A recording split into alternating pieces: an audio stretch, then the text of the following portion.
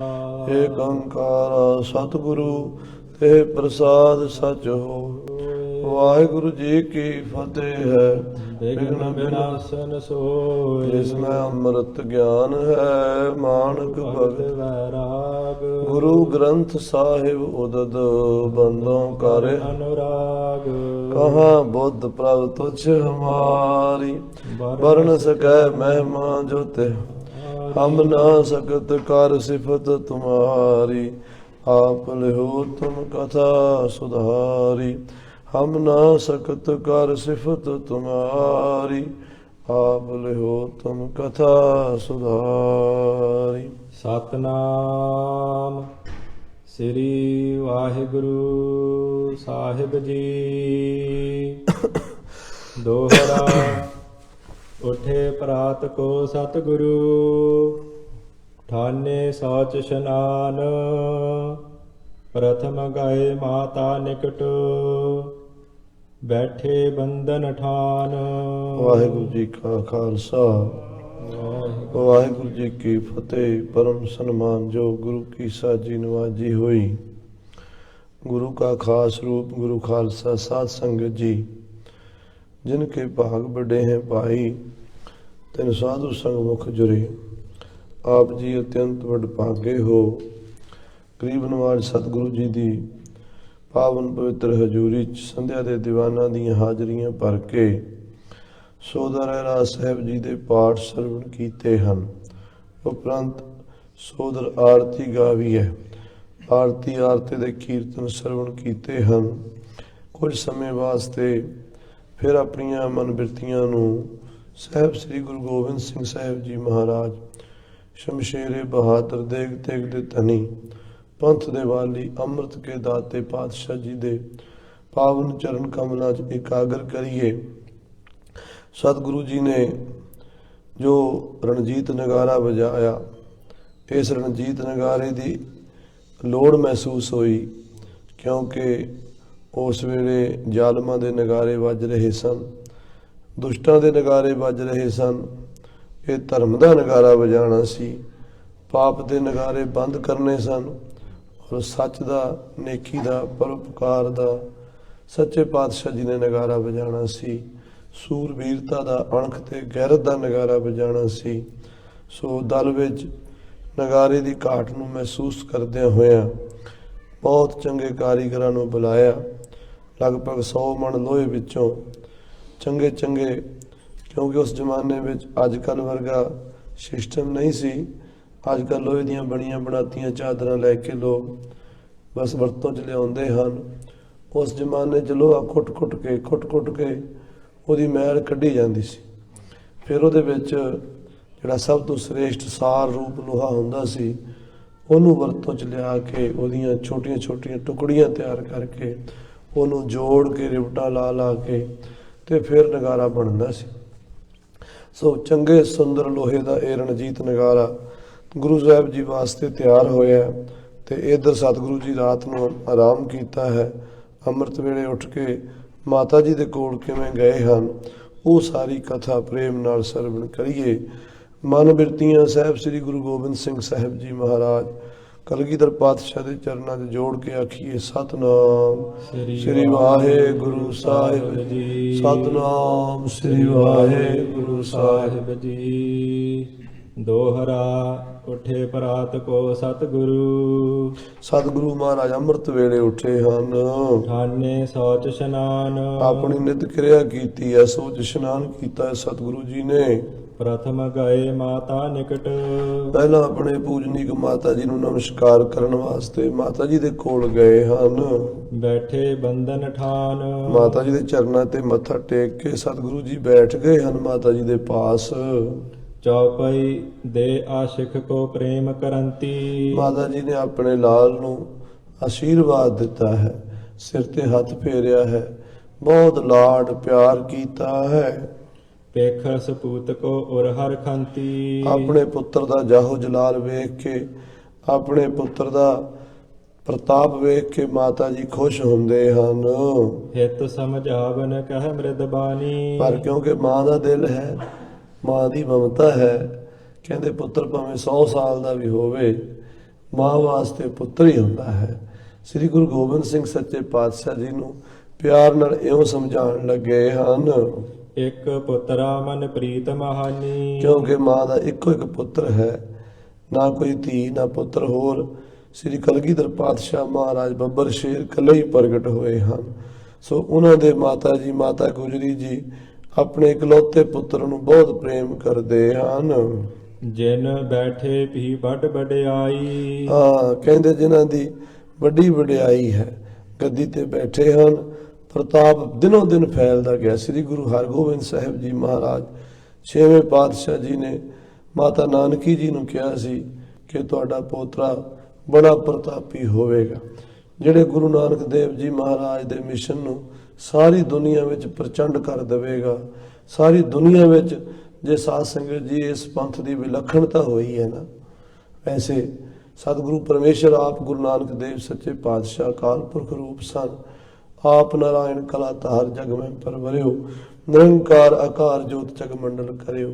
10 ਜਾਮੇ ਧਾਰਨ ਕੀਤੇ, ਪਰ ਜਿਹੜੀ ਪੂਰਨ ਕਲਾ ਵਰਤੀ ਉਹ 10ਵੇਂ ਜਾਮੇ 'ਚ ਮਹਾਰਾਜ ਨੇ ਖਾਲਸਾ ਸਾਜਿਆ। ਸਾਰਿਆਂ ਤੋਂ ਪੁਨ ਹਿੰਦੂ ਤੁਰਕਣ ਤੇ ਨਿਆਰਾ, ਰਚਿਓ ਖਾਲਸਾ ਪੰਥ ਕਰਾਰਾ। ਉਹਦੀ ਜਿਹੜੀ ਵਿਲੱਖਣਤਾ ਸੀ ਉਹ ਪ੍ਰਗਟ ਕੀਤੀ। ਸੋ ਇਸ ਕਰਕੇ ਗੁਰੂ 6ਵੇਂ ਪਾਤਸ਼ਾਹ ਬਚਨ ਕਰ ਗਏ ਸਨ ਕਿ ਗੁਰੂ ਨਾਨਕ ਸਾਹਿਬ ਦੇ ਨਿਆਰੇ ਪੰਥ ਨੂੰ ਸਾਰੀ ਦੁਨੀਆ ਵਿੱਚ ਉਜਾਗਰ ਕਰਨ ਵਾਲਾ ਮਹਾ ਤੇਜਸਵੀ ਮਹਾ ਪ੍ਰਤਾਪੀ ਪੋਤਰਾ ਹੋਵੇਗਾ।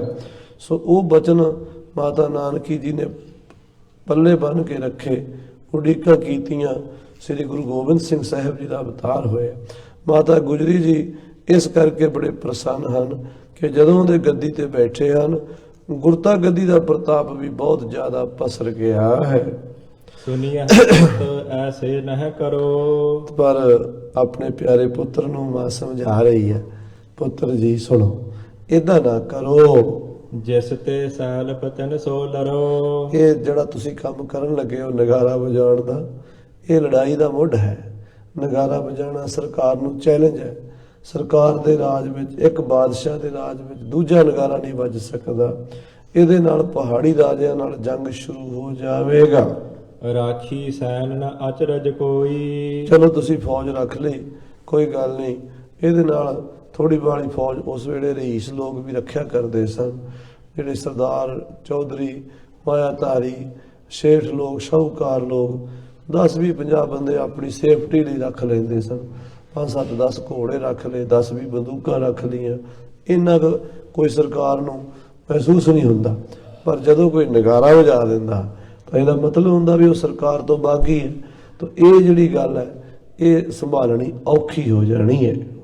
ਕਰਹੁ ਅਖੇਰ ਜਥਾ ਮਨ ਹੋਈ। ਤੁਸੀਂ ਸ਼ਿਕਾਰ ਖੇਡਣ ਦਾ ਸ਼ੌਂਕ ਰੱਖਦੇ ਹੋ, 5-10-20 ਬੰਦੇ ਸੂਰਬੀਰ ਯੋਧੇ ਤੁਹਾਡੇ ਨਾਲ ਚੜ੍ਹਦੇ ਨੇ, 10-20-50 ਘੋੜੇ ਨੇ, ਉਹਦਾ ਕੋਈ ਫਰਕ ਨਹੀਂ ਪੈਂਦਾ।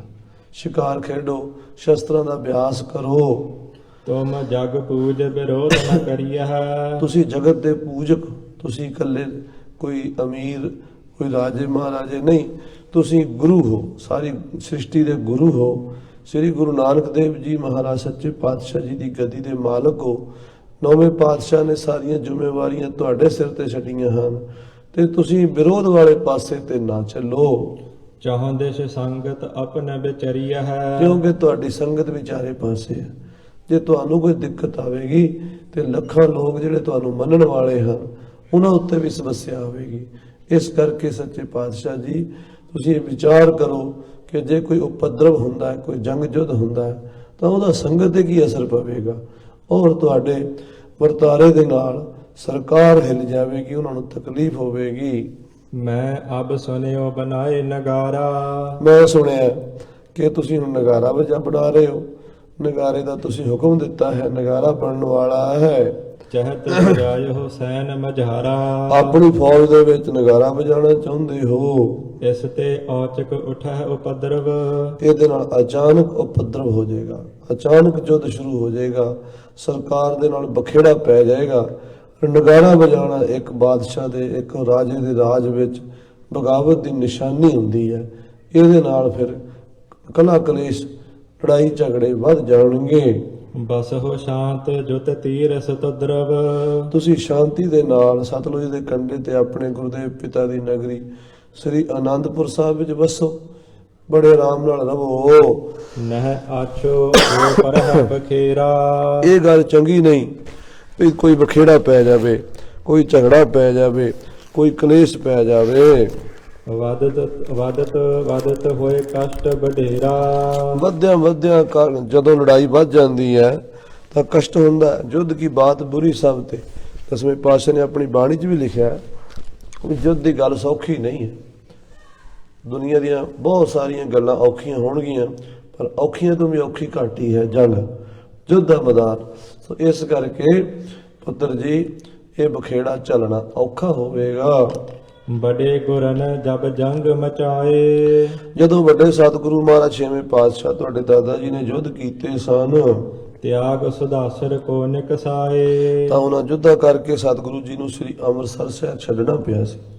ਸ੍ਰੀ ਅੰਮ੍ਰਿਤਸਰ ਤੋਂ ਚੱਲ ਕੇ ਮਹਾਰਾਜ ਨੇ ਝਬਾਲ, ਤਰਨਤਾਰਨ ਸਾਹਿਬ, ਗੋਇੰਦਵਾਲ ਸਾਹਿਬ, ਸ੍ਰੀ ਹਰਗੋਬਿੰਦਪੁਰੇ, ਸ੍ਰੀ ਕਰਤਾਰਪੁਰ ਸਾਹਿਬ, ਸ੍ਰੀ ਕੀਰਤਪੁਰ ਸਾਹਿਬ ਆਦਿਕ ਨਗਰਾਂ ਵਿੱਚ ਸਮਾਂ ਗੁਜ਼ਾਰਿਆ ਸੀ। ਪਾਤਸ਼ਾਹ ਮਹਿਪਾਲ ਅਸ਼ੇਸ਼। ਕਿਉਂਕਿ ਹਿੰਦੁਸਤਾਨ ਦਾ ਬਾਦਸ਼ਾਹ ਹੈ, ਉਹ ਸਾਰੇ ਮੁਲਕਾਂ ਦਾ ਮਾਲਕ ਹੈ ਔਰ ਉਹਦੇ ਕੋਲ ਬੜੇ ਬੜੇ ਵੱਡੇ ਸੂਰਬੀਰ ਬਹਾਦਰ ਯੋਧੇ, ਰਾਜੇ ਮਹਾਰਾਜੇ, ਨਵਾਬ ਖਾਨ ਬਹਾਦਰ ਹਨ। ਰਾਜ ਤਨਹੁ ਟਿਗ ਦੇਸ਼ ਵਿਸ਼ੇਸ਼। ਉਹਨਾਂ ਸਾਰੇ ਲੋਕਾਂ ਦੀ ਇੱਕ ਜੁੰਡਲੀ ਹੈ, ਹਕੂਮਤ ਹੈ, ਜਿਹੜੀ ਗੁਰੂ ਘਰ ਦੇ ਪ੍ਰਤਾਪ ਨੂੰ ਜਰ ਨਹੀਂ ਸਕਦੀ। ਉਹਨਾਂ ਕੋਲ ਸਾਰੇ ਮੁਲਕ ਦਾ ਰਾਜ ਹੈ, ਉਹ ਮੁਲਕਾਂ ਦੇ ਮਾਲਕ ਹਨ। ਕਰਬੇ ਕੋ ਸਮਰੱਥ ਸਭ ਭਾਂਤੀ। ਉਹ ਸਭ ਕੁਝ ਕਰ ਸਕਦੇ ਹਨ, ਬੜੀ ਹਨ, ਸ਼ਕਤੀ ਵਾਲੇ ਹਨ। ਕੋਏ ਮੀਤ ਕੋ ਬਨਹਿ ਅਰਾਤੀ। ਕਿਉਂਕਿ ਦੁਨੀਆ ਦੇ ਵਿੱਚ ਕੋਈ ਮਿੱਤਰ ਹੁੰਦਾ, ਕੋਈ ਦੁਸ਼ਮਣ ਹੁੰਦਾ। ਬੰਦੇ ਦੇ ਸਾਰੇ ਲੋਕ ਮਿੱਤਰ ਨਹੀਂ ਹੁੰਦੇ ਤੇ ਸਾਰੇ ਦੁਸ਼ਮਣ ਵੀ ਨਹੀਂ ਹੁੰਦੇ। ਇਹ ਸੰਸਾਰ ਦੇ ਵਿੱਚ ਚੰਗੇ ਮਾੜੇ, ਆਪਣੇ ਬਗਾਨੇ, ਚੰਗੇ ਪਿਆਰ ਕਰਨ ਵਾਲੇ, ਹਮਦਰਦੀ ਰੱਖਣ ਵਾਲੇ ਵੀ ਹੁੰਦੇ ਆ ਤੇ ਈਰਖਾ ਕਰਨ ਵਾਲੇ ਵੀ ਹੁੰਦੇ ਆ। ਹਾਂਜੀ, ਸੁਣਿਓ ਸ਼ਰਵਣ ਆਇਓ ਅਬ ਨੇਰੇ। ਪਤਾ ਲੱਗਾ ਬਾਦਸ਼ਾਹ ਇੱਧਰ ਆਇਆ ਹੋਇਆ, ਰਾਜੇ ਮਹਾਰਾਜੇ ਇੱਧਰ ਫਿਰਦੇ ਹਨ।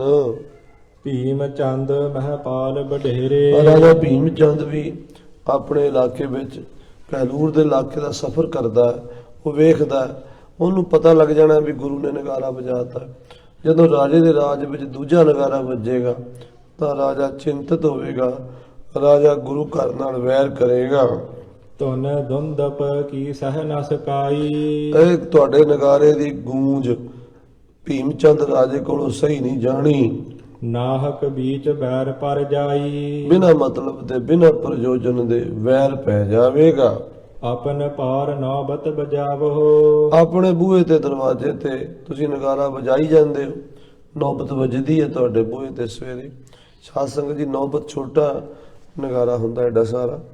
ਜਿਵੇਂ ਸ੍ਰੀ ਹਜੂਰ ਸਾਹਿਬ ਅਜੇ ਵੀ ਸਵੇਰੇ 7 ਤੋਂ 8 ਵਜੇ ਤੱਕ ਰੋਜ਼ ਨਿਤਨੇਮ ਹੈ ਕਿ ਉੱਥੇ ਉਹ ਨੌਬਤ ਵੱਜਦੀ ਹੈ। ਇਹ ਨੌਬਤ ਖੁਸ਼ੀ ਦਾ ਪ੍ਰਤੀਕ ਹੁੰਦੀ ਹੈ, ਰਾਜਿਆਂ ਮਹਾਰਾਜਿਆਂ ਦਾ ਪ੍ਰਤਾਪ ਦਾ ਪ੍ਰਤੀਕ ਹੁੰਦੀ ਹੈ। ਵੱਡੇ ਲੋਕਾਂ ਦੇ ਬੂਹੇ ਤੇ ਨੌਬਤ ਵੱਜਦੀ ਹੈ। ਸੋ ਤੁਸੀਂ ਗੁਰੂ ਹੋ, ਗੁਰੂ ਮਹਾਰਾਜ ਗੁਰੂ ਹਰਗੋਬਿੰਦ ਸਾਹਿਬ ਦੇ ਪੋਤੇ ਹੋ, ਗੁਰੂ ਤੇਗ ਬਹਾਦਰ ਸਾਹਿਬ ਦੇ ਲਾਡਲੇ ਸੁਪੁੱਤਰ ਹੋ ਔਰ ਸੰਗਤਾਂ ਤੁਹਾਡਾ ਸਤਿਕਾਰ ਮਾਣ ਕਰਦੀਆਂ ਹਨ। ਆਪਣੇ ਬੂਹੇ ਤੇ ਛੋਟੀ ਨੌਬਤ ਰੱਖ ਛੱਡੋ, ਉਹ ਵਜਵਾਈ ਜਾਓ, ਉਹਦਾ ਕਿਸੇ ਨੂੰ ਕੋਈ ਇਤਰਾਜ਼ ਨਹੀਂ। ਪਰ ਜਦੋਂ ਤੁਸੀਂ ਨਗਾਰਾ ਲੈ ਕੇ ਚੱਲ ਪਏ ਤੇ ਨਗਾਰੇ ਚੁੱਭਣ ਲਾਦੀਆਂ, ਉਹ ਫਿਰ ਸਰਕਾਰ ਨੂੰ ਉਹ ਗੱਲ ਬਰਦਾਸ਼ਤ ਨਹੀਂ ਹੋਣੀ। ਚੜ ਕਰਨ ਹੈ ਧੌ ਸਾਗਰ ਜਾਵੋ। ਆਪਣੇ ਬੂਹੇ ਤੇ ਨੌਬਤ ਵਜਾਈ ਚੱਲੋ, ਪਰ ਘੋੜੇ ਤੇ ਸਵਾਰ ਹੋ ਕੇ, ਸ਼ਸਤਰ ਲੈ ਕੇ ਸ਼ਿਕਾਰ ਨੂੰ ਵੀ ਜਾਓ, ਨਗਾਰਾ ਨਾ ਵਜਾਓ। ਨਗਾਰਾ ਬਗਾਵਤ ਦਾ ਸੂਚਕ ਹੈ। ਜੋ ਦੇਸ਼ਨ ਕੇ ਏਸ਼ ਵਿਸਾਲੇ। ਜਿਹੜੇ ਰਾਜਿਆਂ ਮਹਾਰਾਜਿਆਂ ਦੀਆਂ ਗੱਲਾਂ ਹਨ ਉਹ ਵੱਖਰੀਆਂ ਹਨ।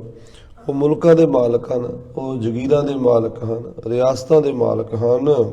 ਸਮਤਾ ਪੁਜਹ ਨਹੀਂ ਤੇ ਨਾਲੇ। ਉਹਨਾਂ ਦੇ ਨਾਲ ਬਰਾਬਰੀ ਨਹੀਂ ਹੋ ਸਕਦੀ। ਅਸੀਂ ਸਾਧੂ ਸੰਤ ਹਾਂ, ਫਕੀਰ ਹਾਂ, ਸਾਡੇ ਕੋਲ ਕੋਈ ਐਸੀ ਪੱਕੀ ਆਮਦਨ ਨਹੀਂ ਹੈ, ਸਰਕਾਰੀ ਮਾਨਤਾ ਨਹੀਂ ਹੈ।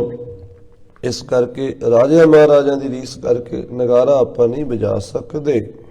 ਲਰਨ ਬਿਖੈ ਸੁਖ ਪਾਈਅਤ ਨਾਹੀ। ਨਾਲੇ ਲਾਲ ਜੀ, ਲੜਾਈ ਦੇ ਵਿੱਚ ਕਦੀ ਸੁਖ ਮਿਲਿਆ ਹੀ ਨਹੀਂ।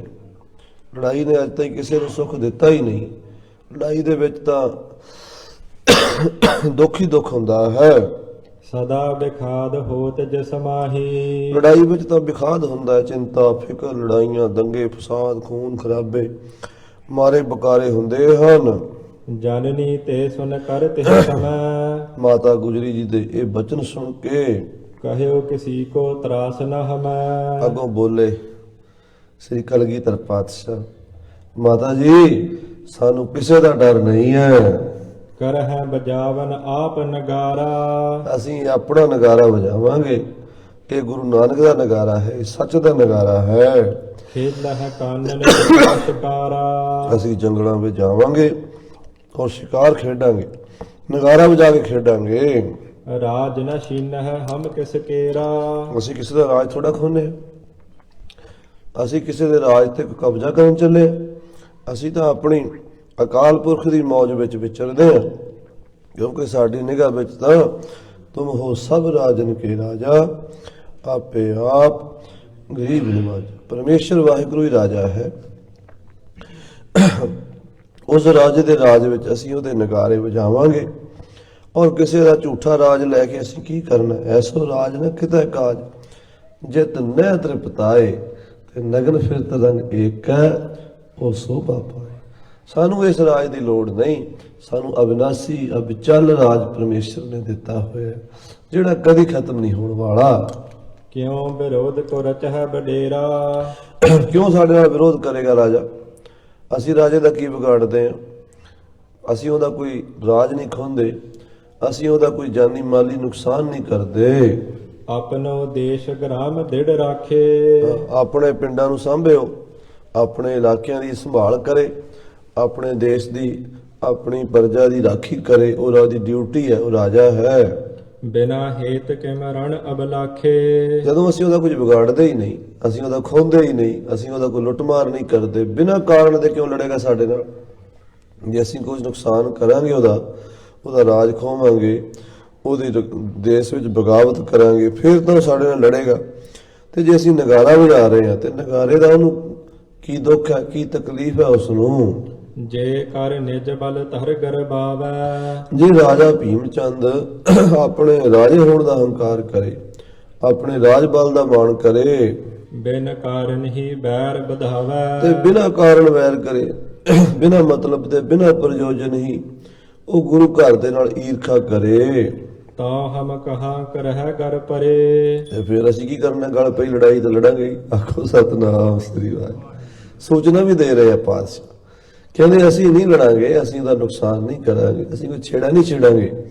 ਪਰ ਜੇ ਉਹ ਗੁਰੂ ਘਰ ਦੇ ਪ੍ਰਤਾਪ ਨੂੰ ਵੇਖ ਕੇ ਈਰਖਾ ਕਰਦਾ, ਸਾੜਾ ਕਰਦਾ, ਤੇ ਫਿਰ ਸਾਡੇ ਨਾਲ ਕੋਈ ਉਹ ਆ ਕੇ ਵਿਰੋਧਤਾ ਦੀ ਜੰਗ ਦੀ ਗੱਲ ਕਰਦਾ, ਤਾਂ ਫਿਰ ਅਸੀਂ ਕੀ ਕਰ ਸਕਦੇ ਹਾਂ। ਫਿਰ ਤਾਂ ਲੜਨਾ ਹੀ ਪਵੇਗਾ। ਹਾਂਜੀ, ਸਾਰਹਿ ਕਾਜ ਜਥਾ ਤਬ ਸਰੇ। ਫਿਰ ਜਿਵੇਂ ਸਰੇਗਾ ਸਾਰ ਲਾਂਗੇ। ਆਖੋ ਸਤਨਾਮ ਸ੍ਰੀ। ਇਸ਼ਾਰਾ ਵੀ ਦੇ ਰਹੇ, ਕਹਿੰਦੇ ਫਿਰ ਜਿਵੇਂ ਸਰੇਗਾ ਨਾ, ਜਿਹੀ ਵਾਹ ਅੱਗੇ ਕਰਤਾਰ ਸਿੰਘਾ ਤੇ ਆਸਰਾ ਝੱਟ ਬਣਾ ਲਈਏ।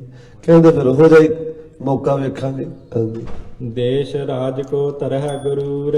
ਜੇ ਰਾਜਾ ਭੀਮ ਚੰਦ ਜਾਂ ਕੋਈ ਹੋਰ ਰਾਜਾ, ਹੋਰ ਕੋਈ ਰਾਜਾ, ਮਹਾਰਾਜਾ, ਕੋਈ ਬਾਦਸ਼ਾਹ ਆਪਣੇ ਮੁਲਕ ਦਾ, ਆਪਣੇ ਦੇਸ਼ ਦਾ, ਆਪਣੇ ਖਜ਼ਾਨਿਆਂ ਦਾ, ਆਪਣੀਆਂ ਤੋਪਾਂ ਦਾ, ਆਪਣੇ ਕਿਲਿਆਂ ਦਾ, ਆਪਣੇ ਬਹੁਬਲ ਦਾ ਮਾਣ ਕਰੇ। ਕਰਤਾ ਪੁਰਖ ਕਰਹਿ ਤਿਸ ਦੂਰ। ਵਾਹਿਗੁਰੂ ਪਰਮੇਸ਼ਰ ਅਕਾਲ ਪੁਰਖ, ਉਹ ਨਿਰੰਕਾਰ, ਉਸ ਬੰਦੇ ਦਾ ਹੰਕਾਰ ਰਹਿਣ ਨਹੀਂ ਦਿੰਦਾ। ਹਰ ਜੀਓ ਹੰਕਾਰ ਨਾ ਪਾਵਈ, ਵੇਦ ਕੂਕ ਸੁਣਾਵੇ। ਇਹ ਤਾਂ ਵੇਦਾਂ ਦਾ ਢੰਡੋਰਾ ਹੈ। ਸਾਰੇ ਧਰਮ ਗ੍ਰੰਥ ਇਸ ਗੱਲ ਦੇ ਉੱਤੇ ਇਲਾਹ ਕੇ ਕਹਿੰਦੇ ਆ, ਗੁਰਬਾਣੀ ਵੀ ਕਹਿੰਦੀ ਹੈ। ਇਹ ਹੰਕਾਰੀ ਬੰਦੇ ਦਾ ਹੰਕਾਰ ਪਰਮੇਸ਼ਰ ਨਹੀਂ ਰਹਿਣ ਦਿੰਦਾ, ਵੱਡਿਆਂ ਵੱਡਿਆਂ ਦਾ ਮਾਣ ਤੋੜ ਦਿੰਦਾ ਹੈ। ਭੀਮ ਚੰਦ ਨਿਰਕ ਨਿਕਟ ਬਤਾਵੋ। ਹਾਂ, ਤੁਸੀਂ ਕਹਿੰਦੇ ਹੋ ਰਾਜਾ ਭੀਮ ਚੰਦ ਨੇੜੇ ਹੀ ਹੈ। ਮਾਤਾ ਜੀ ਕਹਿ ਰਹੇ ਸੀ ਨਾ ਵੀ ਨੇੜੇ ਸੁਣਿਆ, ਨੇੜੇ ਆਇਆ ਹੋਇਆ, ਤੇ ਤੁਸੀਂ ਨਗਾਰਾ ਵਜਾਓਗੇ ਤਾਂ ਉਹਦੇ ਕੰਨੀ ਆਵਾਜ਼ ਪੈ ਜਾਏਗੀ। ਮਾਤਾ ਜੀ ਤੁਸੀਂ ਕਹਿੰਦੇ ਹੋ ਰਾਜਾ ਭੀਮ ਚੰਦ ਨੇੜੇ ਆਇਆ ਹੈ। ਹਿਮ ਕਹਿ ਮੋਹ ਕਹੋ ਬਹੁਤ ਡਰਾਵੋ। ਇਹ ਕਹਿ ਕੇ ਤੁਸੀਂ ਮੈਨੂੰ ਡਰਾਉਂਦੇ ਹੋ ਮਾਤਾ ਜੀ, ਇਹ ਨਾ ਡਰਾਇਆ ਕਰੋ। ਜਥਾ ਬਾਲ ਕੋ ਤਰਾਸ ਉਪਾਵੈ। ਤੁਸੀਂ ਏਦਾਂ ਡਰਾਉਂਦੇ ਹੋ ਜਿਵੇਂ ਨਿੱਕੇ ਬੱਚੇ ਨੂੰ ਡਰਾਈਦਾ। ਹਾਲਾਂਕਿ ਮਹਾਰਾਜ ਦੀ ਉਮਰ ਅਜੇ 13-14 ਸਾਲ ਦੀ ਹੈ, ਵੱਡੀ ਉਮਰ ਦੇ ਨਹੀਂ। ਇੰਨੀ ਉਮਰ ਚ ਮਹਾਰਾਜ ਬਚਨ ਕਰ ਰਹੇ ਆਪਣੀ ਮਾਤਾ ਨੂੰ, ਤੁਸੀਂ ਸਾਨੂੰ ਅਜੇ ਨਿੱਕਾ ਬੱਚਾ ਹੀ ਸਮਝਦੇ ਹੋ ਤੇ ਡਰਾਉਂਦੇ ਹੋ। ਹਾਉ ਬੈਠਿਓ ਬੋਲ ਸੁਣਾਵੈ। ਜਿਵੇਂ ਬੱਚੇ ਨੂੰ ਕਹਿੰਦੇ ਨਾ ਮਾਊ ਆ ਜਾਏਗਾ, ਜਿਵੇਂ ਬੱਚਾ ਹਾਊ ਆ ਜਾਏਗਾ, ਡਰਾ ਦਿੰਦੇ ਹਊਏ ਦਾ ਡਰ ਦੇ ਕੇ ਬੱਚੇ ਨੂੰ ਡਰਾਉਂਦੇ, ਬੱਚਾ ਚੁੱਪ ਕਰ ਜਾਂਦਾ, ਡਰ ਜਾਂਦਾ। ਹੁਣ ਅਸੀਂ ਹਾਊ ਤੋਂ ਡਰਨ ਵਾਲੇ ਥੋੜੇ ਆ। ਹਾਂਜੀ ਹਮ ਰਹਿ ਤਿਮ ਗਿਰਪਤ ਜਿਮ ਹਮ ਸੋ। ਮਾਤਾ ਜੀ ਸਿੱਧੀ ਜੀ ਗੱਲ ਹੈ, ਅਸੀਂ ਉਵੇਂ ਰਵਾਂਗੇ ਰਾਜਿਆਂ ਨਾਲ ਜਿਵੇਂ ਰਾਜੇ ਸਾਡੇ ਨਾਲ ਰਹਿਣਗੇ। ਜੇ ਆ ਵੇਖਿਆ ਤੇ ਆ ਵੇਖ, ਜਿਵੇਂ ਉਹ ਵੇਖਣਗੇ ਅਸੀਂ ਵੇਖ ਲਾਂਗੇ। ਹਾਂਜੀ ਬਿਖਮ ਬਿਖਮ ਸੋ ਸਮ ਹੋਏ ਸਮ ਸੋ। ਔਖੇ ਨਾਲ ਔਖੇ ਹੋ ਜਾਣਗੇ, ਸੌਖੇ ਨਾਲ ਸੌਖੇ ਹੋ ਜਾਣਗੇ। ਜਿਹੜਾ ਸਾਡੇ ਨਾਲ ਪਿਆਰ ਰੱਖੇਗਾ ਅਸੀਂ ਉਹਦੇ ਨਾਲ ਦੁੱਗਣਾ ਪਿਆਰ ਕਰਾਂਗੇ, ਜਿਹੜਾ ਸਾਡੇ ਨਾਲ ਵੈਰ ਵਿਰੋਧ ਕਰੇਗਾ ਉਹਦੇ ਨਾਲ ਉਸੇ ਤਰ੍ਹਾਂ ਟੱਕਰਾਂਗੇ। ਹਾਂਜੀ ਪ੍ਰਥਮ ਵਿਰੋਧ ਨਹੀਂ ਕਿਮ ਕਰੈ। ਪਹਿਲਾਂ ਅਸੀਂ ਵਿਰੋਧ ਨਹੀਂ ਕਰਾਂਗੇ, ਪਹਿਲਾਂ ਅਸੀਂ ਕਿਸੇ ਤੇ ਹਮਲਾ ਨਹੀਂ ਕਰਾਂਗੇ, ਪਹਿਲਾਂ ਅਸੀਂ ਕਿਸੇ ਨਾਲ ਕੋਈ ਵੀ ਬਖੇੜਾ ਨਹੀਂ ਛੇੜਾਂਗੇ। ਸਾਧ ਸੰਗਤ ਜੀ, ਕਲਗੀਧਰ ਪਾਤਸ਼ਾਹ ਦੀ 42 ਸਾਲ ਦੀ ਉਮਰ ਦੇ ਵਿੱਚ ਬੜੇ ਜੰਗ ਯੁੱਧ ਜੰਦਾਲ ਹੋਏ ਨੇ, ਪਰ ਕਿਤੇ ਵੀ ਐਸਾ ਜ਼ਿਕਰ ਨਹੀਂ ਵੀ ਸਤਿਗੁਰੂ ਨੇ ਆਪ ਵਾਅਦਾ ਕੀਤਾ ਹੋਵੇ। ਜੇ ਕੋਈ ਆ ਗਿਆ ਚੜ ਕੇ ਪ੍ਰਤਾਪ ਨਹੀਂ ਚੜ ਸਕਿਆ, ਵੇਖ ਨਹੀਂ ਸਕਿਆ ਗੁਰੂ ਘਰ ਦੀ ਮਹਿਮਾ ਨੂੰ, ਤੇ ਉਹਨੇ ਵਾਅਦਾ ਕੀਤਾ, ਫਿਰ ਉਹਦਾ ਲਿਹਾਜ਼ ਵੀ ਨਹੀਂ ਕੀਤਾ।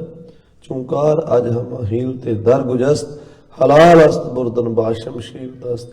ਜਦੋਂ ਕੋਈ ਹੀਲਾ ਨਹੀਂ ਉਦੋਂ ਤੇਗ ਦੇ ਮੁੱਠੇ ਤੇ ਹੱਥ ਰੱਖ। ਹਾਂਜੀ ਮਿਲਿਆ ਤਾਂ ਮਿਲਹਿ ਲਰਹਿ ਤਾਂ ਲਰੈ। ਜੇ ਸਾਡੇ ਨਾਲ ਕੋਈ ਪ੍ਰੇਮ ਨਾਲ ਮਿਲੇਗਾ ਗਲ ਵੱਖੜੀ ਪਾ ਕੇ ਮਿਲਾਂਗੇ, ਆਪਣੇ ਨਾਲ ਲੜਾ ਲਾਂਗੇ, ਨਹੀਂ ਲੜੇਗਾ ਤੇ ਫਿਰ ਲੜ ਕੇ ਵੇਖ ਲਾਂਗੇ। ਹਾਂਜੀ ਗੁਰ ਕੋ ਘਰ ਆਦਰਸ਼ ਸਮਾਨੂ।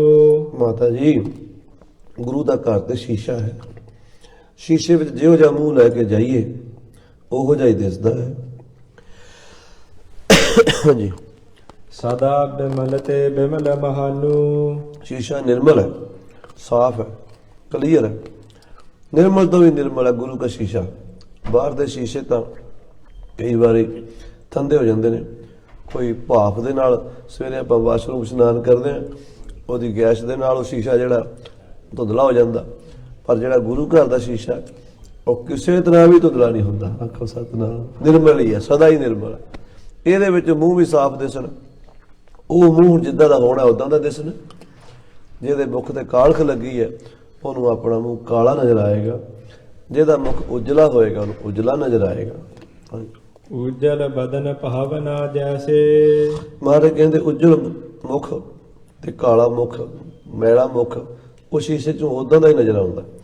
ਇਹ ਸਾਡੇ ਗੁਰੂ ਘਰ ਦੇ ਸ਼ੀਸ਼ੇ ਵਿੱਚ ਜਿਹੋ ਜੀ ਭਾਵਨਾ ਲੈ ਕੇ, ਭਾਵਨਾ ਦਾ ਮੁਖ ਲੈ ਕੇ ਆਉਣਾ ਹੈ। ਭਾਵਨਾ ਲੈ ਕੇ, ਜਿੱਦਾਂ ਦੀ ਭਾਵਨਾ ਲੈ ਕੇ ਆਓਗੇ ਕਰਹਿ ਬਿਲੋਕਨ ਫਲ ਕੋ ਤੈਸੇ। ਉਹਦਾ ਦਾ ਹੀ ਫਲ ਪਾਓਗੇ। ਗੁਰੂ ਘਰ ਸ਼ਰਧਾ ਨਾਲ ਆਓ ਤੇ ਸਾਧ ਸੰਗਤ ਜੀ ਮੂੰਹ ਮੰਗੀਆਂ ਮੁਰਾਦਾਂ ਪਾਓ। ਜੋ ਮੰਗੇ ਠਾਕਰ ਆਪਣੇ ਤੇ ਸੋਈ ਸੋਈ ਦੇਵੈ। ਤੇ ਜੇ ਮਾੜੀ ਭਾਵਨਾ ਲੈ ਕੇ ਆਓ, ਵੈਰ ਵਿਰੋਧ ਦੀ ਭਾਵਨਾ ਲੈ ਕੇ ਆਓ, ਈਰਖਾ ਦਵੈਸ਼ ਲੈ ਕੇ ਆਓ, ਤਾਂ ਫਿਰ ਉਹੋ ਜਿਹਾ ਹੀ ਫਲ ਮਿਲਣਾ ਹੈ। ਆਹੋ ਮਾਤ ਜਿਮ ਤੁਮ ਹੋ ਬਖਾਨੇ। ਇਹ ਬਾਤ ਹੈ ਜੀ, ਜਿਵੇਂ ਤੁਸੀਂ ਆਖਦੇ ਹੋ। ਕਿਮ ਹਮ ਸਿਪਹਿ ਸਕਲ ਜਗ ਜਾਣੇ। ਅਸੀਂ ਹੁਣ ਲੁਕਣ ਵਾਲੇ ਨਹੀਂ ਆ। ਆਖੋ ਸਤਿਨਾਮ। ਅਸੀਂ ਕਿਵੇਂ ਲੁਕ ਸਕਦੇ ਹਾਂ, ਕਿਵੇਂ ਛੁਪ ਸਕਦੇ ਹਾਂ? ਸਭ ਦੁਨੀਆ ਜਾਣਦੀ ਹੈ। ਸਾਨੂੰ ਅਕਾਲ ਪੁਰਖ ਨੇ ਡਿਊਟੀ ਲਾ ਕੇ ਭੇਜਿਆ, ਧਰਮ ਚਲਾਵਨ, ਸੰਤ ਉਭਾਰਨ।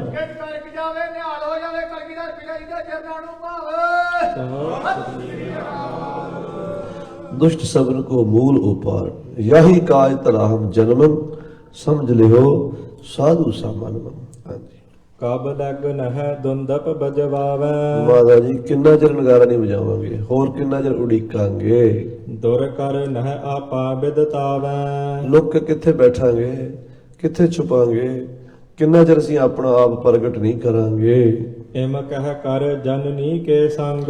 ਇਸ ਤਰ੍ਹਾਂ ਆਪਣੀ ਮਾਤਾ ਗੁਜਰੀ ਜੀ ਨੂੰ ਕਹਿ ਕੇ ਬੋਲਤ ਝੂਲਤ ਕਲਗੀ ਤੁੰਗ। ਆ ਜਦੋਂ ਬਚਨ ਕਰ ਰਹੇ ਸਨ ਉਦੋਂ ਕਲਗੀ ਜਿਹੜੀ ਸੀ ਅਸੀਸ ਤੇ ਝੂਲ ਰਹੀ ਸੀ। ਉਹ ਕਲਗੀ ਦੱਸ ਰਹੀ ਸੀ ਕਿ ਇਹ ਆਜ਼ਾਦੀ ਦੀ ਕਲਗੀ ਹੈ, ਇਹ ਕ੍ਰਾਂਤੀ ਦੀ ਕਲਗੀ ਹੈ, ਇਹਦੀ ਚਮਕ ਵੱਖਰੀ ਹੈ। ਜੋ ਹਜੂਰ ਦੇ ਅੰਦਰੋਂ ਪ੍ਰਗਟ ਹੋ ਰਿਹਾ ਸੀ ਨਾ, ਉਹਦੇ ਉਹਨਾਂ ਦੇ ਸਰੀਰ ਦੇ ਹਾਵ ਭਾਵ ਉਹ ਕਲਗੀ ਪ੍ਰਗਟ ਕਰ ਰਹੀ ਸੀ। ਹਾਂਜੀ ਉਠ ਕਰ ਬਹਰ ਵਹਿਰ ਕੋ ਆਏ। ਮਾਤਾ ਜੀ ਨੂੰ ਨਮਸਕਾਰ ਕਰਕੇ ਉੱਠ ਕੇ ਬਾਹਰ ਆ ਗਏ। ਬ੍ਰਿੰਦਹ ਬ੍ਰਿੰਦ ਸੁਭਟ ਚਲ ਆਏ। ਬੇਅੰਤ ਫੌਜਾਂ, ਬੇਅੰਤ ਸੂਰਮੇ ਯੋਧੇ, 6-6 ਫੁੱਟੇ ਜਵਾਨ ਸ਼ਸਤਰਾਂ ਨਾਲ ਸਜੇ ਧਜੇ ਹੋਏ ਆ ਗਏ ਸਤਿਗੁਰੂ ਜੀ ਦੀ ਹਜ਼ੂਰੀ ਵਿੱਚ। ਜਾਏ ਸਭਾ ਕੇ ਸਦਨ ਸੁਹਾਏ। ਮਹਾਰਾਜ ਦੀਵਾਨ ਦੇ ਵਿੱਚ ਜਾ ਸਜੇ ਹਨ, ਜਿੱਥੇ ਦੀਵਾਨ ਲੱਗਦਾ ਸੀ ਸੂਰਮਿਆਂ ਦਾ, ਉੱਥੇ ਸਤਿਗੁਰੂ ਜੀ ਬਿਰਾਜ ਗਏ ਹਨ ਸਭਾ ਦੇ ਵਿੱਚ। ਮਿਲੇ ਮਸੰਦ ਸਿੱਖ ਸਮਦਾਏ। ਦੀਵਾਨ ਸਜ ਗਿਆ, ਸੰਗਤਾਂ ਆ ਕੇ ਮੱਥਾ ਟੇਕਣ ਲੱਗੀਆਂ ਨੇ ਔਰ ਗੁਰੂ ਕੇ ਘਰ ਦੇ ਮਸੰਦ ਮੁਖੀਏ ਆ ਗਏ ਹਨ। ਗਰਜਤ ਕਹਿਓ ਵੀਰ ਰਸ ਧਾਮਾ। ਵੀਰ ਰਸ ਦੇ ਵਿੱਚ ਗਰਜ ਕੇ ਸੱਚੇ ਪਾਤਸ਼ਾਹ ਬੋਲੇ। ਭਇਓ ਤਿਆਰ ਕਹਿ ਨਹੀਂ ਦਮਾਮਾ। ਕਹਿਣ ਲੱਗੇ ਨਗਾਰਾ ਤਿਆਰ ਹੋਇਆ ਕਿ ਨਹੀਂ ਹੋਇਆ? ਉਹ ਗਰਜਨਾ ਆਵਾਜ਼ ਦੇ ਵਿੱਚ ਵੀ ਉਸੇ ਤਰ੍ਹਾਂ ਦੀ ਹੈ। ਕਵੀ ਭਾਈ ਸੰਤੋਖ ਸਿੰਘ ਵੀ ਉਦਾਂ ਹੀ ਲਿਖ ਰਿਹਾ, ਆਖੋ ਸਤਿਨਾਮ ਸ੍ਰੀ ਵਾਹਿਗੁਰੂ, ਕਿਉਂਕਿ ਜਿਹੜਾ ਰਸ ਉੱਥੇ ਯੋਗ ਹੈ ਉਹੀ ਫਿੱਟ ਕਰ ਰਹੇ ਆ। ਮਹਾਰਾਜ ਉਤਸ਼ਾਹ ਦੇ ਨਾਲ, ਚਾਹੋ ਜਲਾਲ ਦੇ ਨਾਲ ਕਹਿੰਦੇ ਨਗਾਰਾ ਬਣਿਆ ਕਿ ਨਹੀਂ ਅਜੇ ਬਣਿਆ? ਹਾਂਜੀ।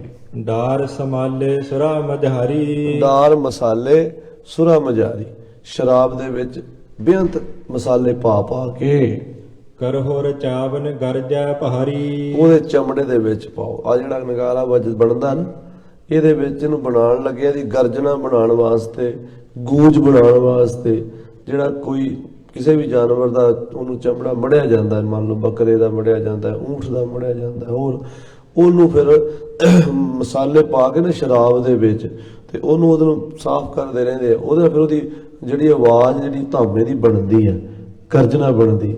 ਮਾਰੇ ਕਹਿੰਦੇ ਐਸਾ ਤਿਆਰ ਕਰੋ ਵੀ ਦਿੱਲੀ ਦੇ ਤਖਤ ਤੱਕ ਆਵਾਜ਼ ਜਾਵੇ ਸਾਡੇ ਨਗਾਰੇ ਦੀ। ਹਾਂਜੀ। ਨਹੀਂ ਦੇਰ ਅਬ ਕੀਜਹ ਕੈਸੇ।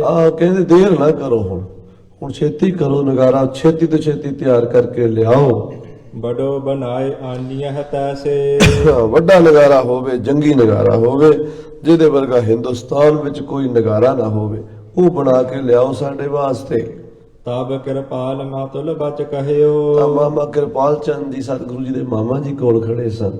ਕਹਿਣ ਲੱਗੇ ਭੂਤ ਭਵਿੱਖ ਆਪ ਸਭ ਲਹਿਓ। ਗਰੀਬ ਨਿਵਾਜ ਸਤਿਗੁਰੂ ਸੱਚੇ ਪਾਤਸ਼ਾਹ ਜੀ ਮਹਾਰਾਜ, ਆਪ ਜੀ ਭੂਤ ਦੇ ਵੀ ਗਿਆਤਾ ਹੋ ਤੇ ਭਵਿੱਖ ਦੇ ਵੀ ਗਿਆਤਾ ਹੋ। ਆਪ ਜੀ ਤੋਂ ਕੋਈ ਗੱਲ ਲੁਕੀ ਛਿਪੀ ਨਹੀਂ ਹੈ। ਕਹਿਨ ਬਨੈ ਨਹਿਰਾਵਰ ਸਾਥ। ਸਤਿਗੁਰੂ ਜੀ, ਆਪ ਜੀ ਨੂੰ ਕੁਝ ਕਹਿਣਾ ਬਣਦਾ ਹੀ ਨਹੀਂ। ਆਪ ਜੀ ਨੂੰ ਕੀ ਆਖੀਏ? ਆਪ ਜਾਣੀ ਜਾਣ ਹੋ। ਚਹੋ ਸੋ ਰਚੋ ਤੁਰਤ ਜਗਨਾਥ। ਸਾਰੀ ਸ੍ਰਿਸ਼ਟੀ ਦੇ ਮਾਲਕ ਹੋ ਆਪ ਜੀ, ਜੋ ਚਾਹੋ ਰਚ ਸਕਦੇ ਹੋ। ਖਿਨ ਮੈਂ ਅਵਰ ਖਿਨ ਮੈਂ ਅਵਰ, ਅਚਰਜ ਚਲਤ ਤੁਮਾਰੇ। ਮਾਰੇ ਤੁਹਾਡੇ ਕੌਤਕ ਨਿਆਰੇ ਹੀ ਨਿਆਰੇ ਹਨ। ਤਉ ਮਸੰਦ ਆਦ ਤ੍ਰਿਤ ਹਾਰੇ। ਫਿਰ ਵੀ ਮਹਾਰਾਜ ਜੀ, ਅੱਜ ਜਿਹੜੇ ਮਾਮਾ ਕਿਰਪਾਲ ਚੰਦ ਆਲੇ ਦੁਆਲੇ ਖੜੇ ਲੋਕਾਂ ਦੀ ਮਾਨਸਿਕਤਾ ਗੁਰੂ ਸਾਹਿਬ ਨੂੰ ਦੱਸ ਰਹੇ ਆ ਵੀ ਇਹ ਵਿਚਾਰੇ ਕੀ ਸੋਚ ਰਹੇ ਇਸ ਵੇਲੇ। ਮਹਾਰਾਜ ਸੱਚੇ ਪਾਤਸ਼ਾਹ ਜੀ, ਆਪ ਤਾਂ ਸਰਬ ਕਲਾ ਸਮਰੱਥ ਹੋ, ਪਰ ਆ ਜਿਹੜੇ ਮਸੰਦ ਤੁਹਾਡੇ ਆਲੇ ਦੁਆਲੇ ਖੜੇ ਨੇ, ਇਹ ਮਤ ਦੇ ਹੌਲੇ ਨੇ। ਇਹਨਾਂ 'ਚ ਇੰਨਾ ਧੀਰਜ ਨਹੀਂ ਹੈ, ਇੰਨਾ ਹੌਸਲਾ ਨਹੀਂ ਹੈ, ਇੰਨੇ ਦਲੇਰ ਨਹੀਂ ਹਨ। ਸ੍ਰੀ ਗੁਜਰੀ ਸੰਗ ਕਹਿ ਬਿਦ ਆਰੇ। ਇਹ ਸਾਡੇ ਭੈਣ ਜੀ ਨੂੰ, ਤੁਹਾਡੇ ਮਾਤਾ ਗੁਜਰੀ ਜੀ ਨੂੰ ਕੁਝ ਹੋਰ ਹੀ ਪੱਟੀਆਂ ਪੜਾਉਂਦੇ ਨੇ ਜਾ ਕੇ। ਤਰਸਤ ਚਤਾਰਤ ਪੂਰਬ ਜੰਗ। ਕਿਉਂਕਿ ਮਾਤਾ ਜੀ ਨੂੰ ਵੀ ਪਤਾ ਹੈ ਵੱਡੇ ਸਤਿਗੁਰਾਂ ਦਾ ਕਿਵੇਂ ਬਾਦਸ਼ਾਹ ਸ਼ਾਹਜਹਾਨ ਨਾਲ 4 ਲੜਾਈਆਂ ਹੋਈਆਂ ਸਨ, 4 ਜੰਗ ਹੋਏ ਸਨ ਗੁਰੂ ਹਰਗੋਬਿੰਦ ਸਾਹਿਬ ਮਹਾਰਾਜ ਦੇ। ਉਹਨਾਂ ਨੂੰ ਗੱਲਾਂ ਨੂੰ ਚੇਤੇ ਕਰਾ ਕੇ ਡਰਾਉਂਦੇ ਹਨ। ਭਇਓ ਹਜ਼ਾਰਨ ਵੀਰਨ ਭੰਗ। ਬੜੇ ਬੜੇ ਸੂਰਮੇ ਜੰਗ ਵਿੱਚ ਸ਼ਹੀਦ ਵੀ ਹੋਏ ਸਨ, ਹਜ਼ਾਰਾਂ ਯੋਧੇ ਮਰੇ ਸਨ। ਪਹਿਲੀ ਜੰਗ ਵਿੱਚ ਮਹਾਰਾਜ ਗੁਰੂ ਹਰਗੋਬਿੰਦ ਸਾਹਿਬ ਨੇ 7000 ਤੁਰਕ ਮਾਰਿਆ ਸੀ। ਦੂਜੀ ਜੰਗ ਵਿੱਚ 14000 ਮਾਰਿਆ ਸੀ। ਤੀਜੀ ਜੰਗ ਵਿੱਚ 34-35 ਮਾਰਿਆ ਸੀ। ਤੇ ਲਾਸਟ ਜੰਗ ਕਰਤਾਰਪੁਰ ਹੋਈ, 78000 ਤੋਂ ਉੱਤੇ ਤੁਰਕ ਮਾਰਿਆ ਸੀ। ਸੋ ਇੰਨੀ ਫੌਜਾਂ ਜੰਗ ਵਿੱਚ ਮਰੀਆਂ। ਸਿੱਖ ਵੀ ਗੁਰੂ ਕੇ ਸ਼ਹੀਦ ਹੁੰਦੇ ਰਹੇ ਹਨ। ਰਾਵਰ ਕੇ ਸਮੀਪ ਵੱਡ ਰਾਜਾ। ਆਪ ਜੀ ਦੇ ਲਾਗੇ ਇੱਥੇ ਕਹਿਲੂਰਪਤੀ ਰਾਜਾ ਭੀਮ ਚੰਦ। ਭੀਮ ਚੰਦ ਗਨ ਸੈਨ ਸਮਾਜਾ। ਇਹ ਫੌਜਾਂ ਦਾ ਮਾਲਕ ਹੈ। ਕੋਈ ਬੜੀਆਂ ਫੌਜਾਂ ਨੇ। 22 ਧਾਰ ਦੇ ਵਿੱਚ ਸਰਕੱਢ ਰਾਜਾ ਹੈ ਤੇ 22 ਧਾਰ ਦੇ ਰਾਜੇ ਇਹਦੀ ਤਾਬਿਆਦਾਰੀ ਮੰਨਦੇ ਹਨ, ਇਹਦੇ ਕਹਿਣੇ ਵਿੱਚ ਚੱਲਦੇ ਹਨ। ਨਹੀਂ ਵਿਰੋਧ ਮੇਲ ਨਹ ਕੋਈ। ਜਿਹੜਾ ਇਹ ਰਾਜਾ ਹੈ, ਇਹਦੇ ਨਾਲ ਸਾਡਾ ਮੇਲ ਵੀ ਕੋਈ ਨਹੀਂ, ਕੋਈ ਰਿਸ਼ਤੇਦਾਰੀ ਨਹੀਂ, ਕੋਈ ਲਿਹਾਜ਼ਦਾਰੀ ਨਹੀਂ ਤੇ ਵਿਰੋਧ ਵੀ ਕੋਈ ਨਹੀਂ। ਨਾ ਤਾਂ ਉਹਦੇ ਨਾਲ ਸਾਡੀ ਸੁਧਰੀ ਹੋਈ ਹੈ ਤੇ ਨਾ ਵਿਗੜੀ ਹੋਈ ਹੈ। ਹਾਂਜੀ। ਉਦਾਸੀਨ ਹੀ ਲਖੀਅਤ ਸੋਈ। ਉਹ ਇੱਕ ਨਾਰਮਲ ਜੀ ਗੱਲ ਹੈ, ਸੁਧਾਰਨ ਜੀ ਹੈ ਵੀ ਨਾ ਤਾਂ ਉਹਦੇ ਨਾਲ ਦੁਸ਼ਮਣੀ ਹੈ ਤੇ ਨਾ ਉਹਦੇ ਨਾਲ ਸਾਡਾ ਕੋਈ ਬਹੁਤਾ ਅਟੈਚਮੈਂਟ ਹੈ, ਬਹੁਤੀ ਲਗਾਓ ਹੈ। ਹਾਂਜੀ, ਤਉ ਨੀਤ ਮਹਿ ਐਸੀ ਬਾਤ।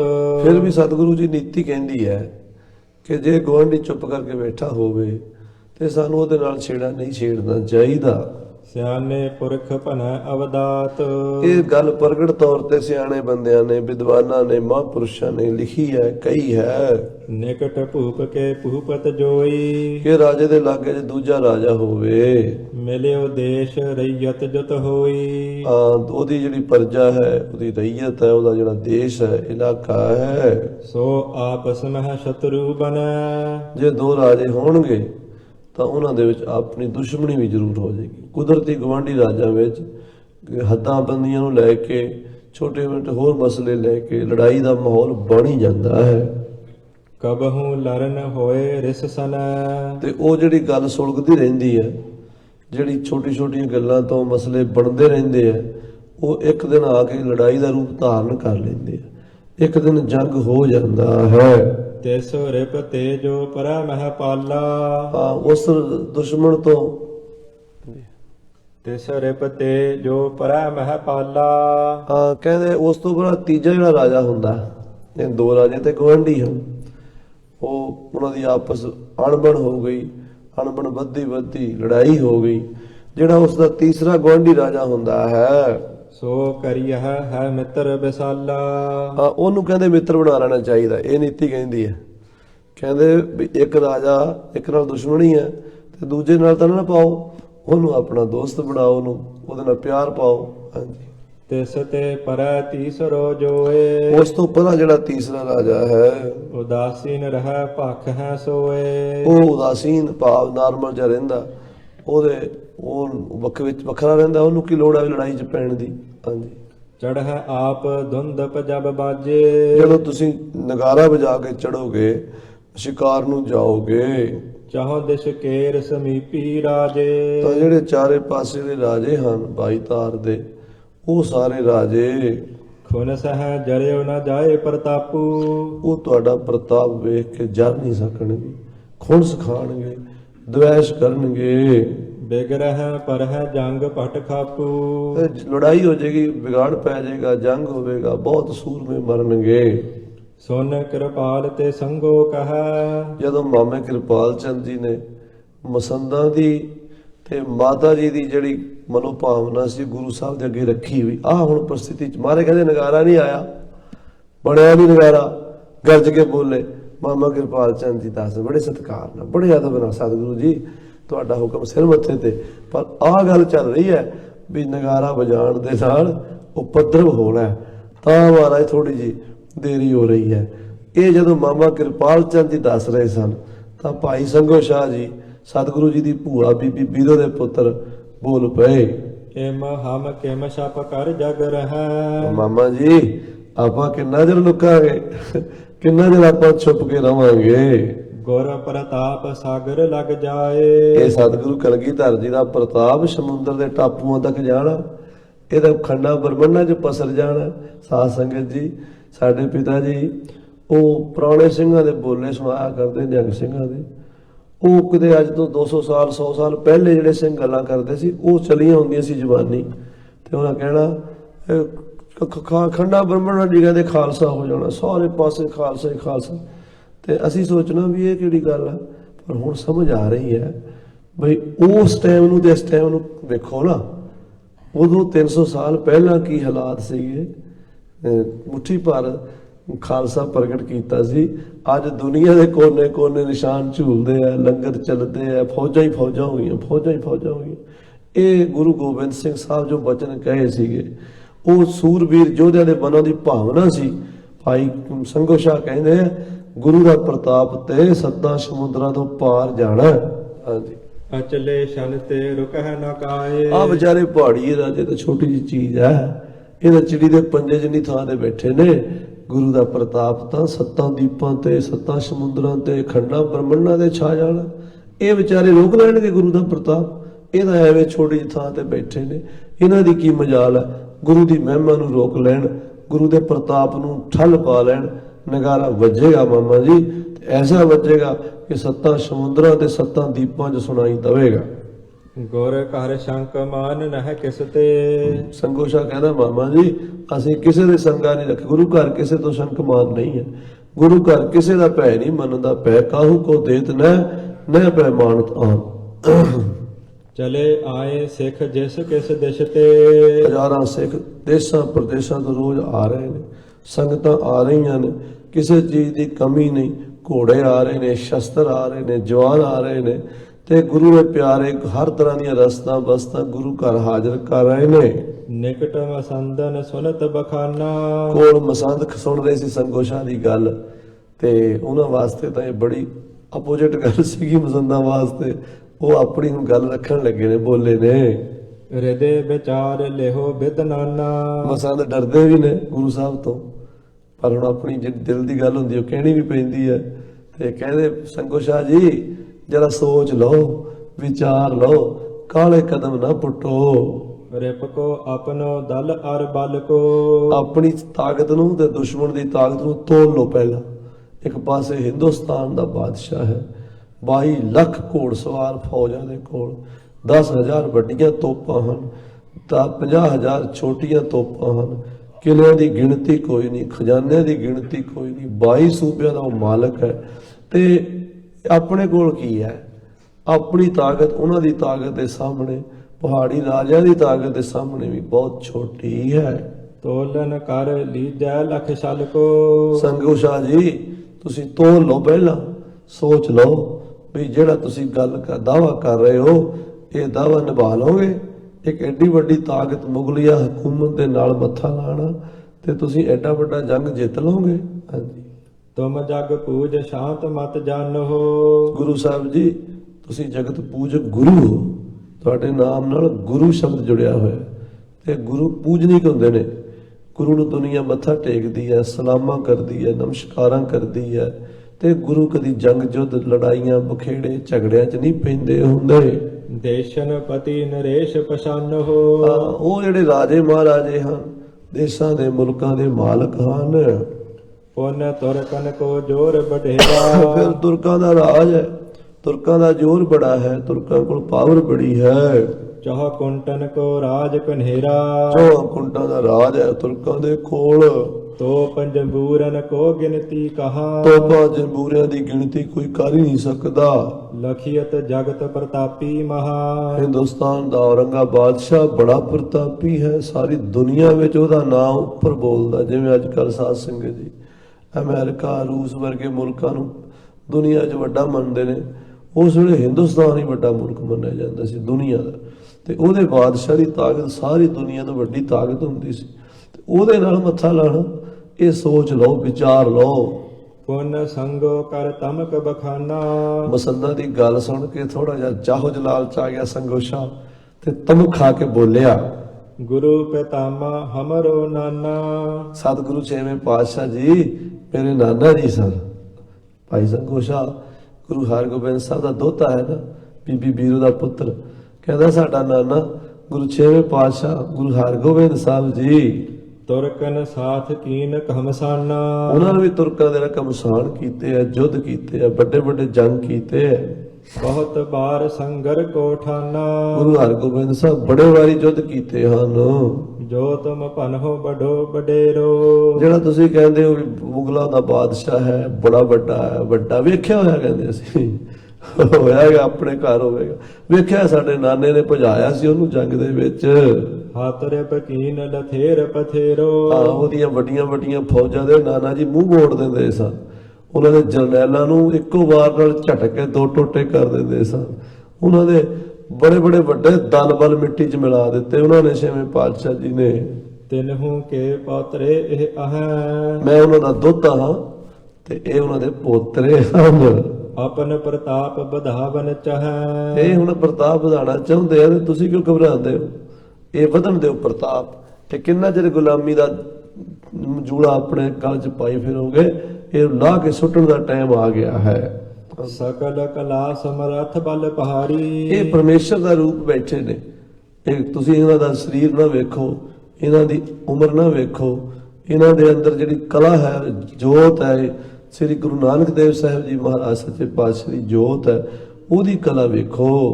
ਕਿਮ ਤੁਮ ਰੋਕੋ ਬਾਕ ਉਚਾਰੀ। ਮਸੰਦੋ ਤੁਸੀਂ ਕਿਵੇਂ ਰੁਕਾਵਟ ਦੇ ਬਚਨ ਕਰਦੇ ਹੋ? ਇਹਨਾਂ ਦੇ ਸਾਹਮਣੇ ਤੁਸੀਂ ਨਾ ਕਿਉਂ ਕਰਦੇ ਹੋ? 7 ਬਚਨ ਆਖੋ ਜੋ ਕਹਿੰਦੇ ਹਨ।